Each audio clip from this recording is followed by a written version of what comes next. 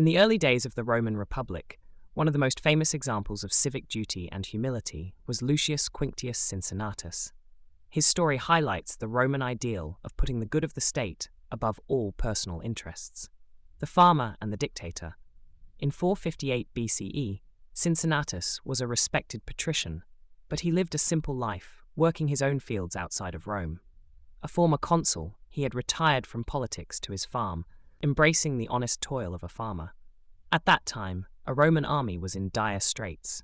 The Equi, a rival tribe, had ambushed the forces of consul Lucius Minucius Esquilinus, trapping them in a narrow valley near Mount Algidus.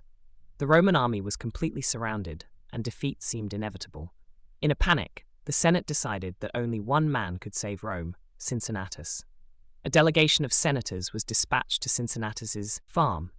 They found him in the midst of his work, ploughing his field, his clothes modest and functional.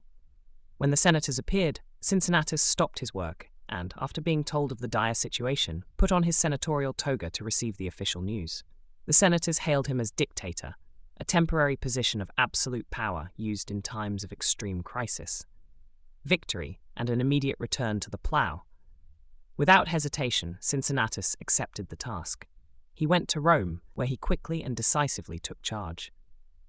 He assembled an army, composed of every Roman citizen of legal age, ordered them to gather their equipment, and marched them out to confront the enemy. In just one day, Cincinnatus's forces surrounded the Equi, defeating them in a decisive battle known as the Battle of Mount Algidus. He freed the trapped Roman army and humiliated the enemy leader, forcing them to pass under the yoke, a symbol of subjugation. The victory was swift and complete. Cincinnatus could have held on to his absolute power. But just 15 days after being appointed dictator, he famously resigned his authority and returned to his farm. He picked up his plough exactly where he had left it, demonstrating that he had no desire for personal glory or political power. For the Romans, this act embodied the perfect citizen, a man who could lead in a time of need, but was happy to return to an ordinary life of humble service once the crisis was over. His story would be told for centuries as an example of virtue and devotion to the Republic.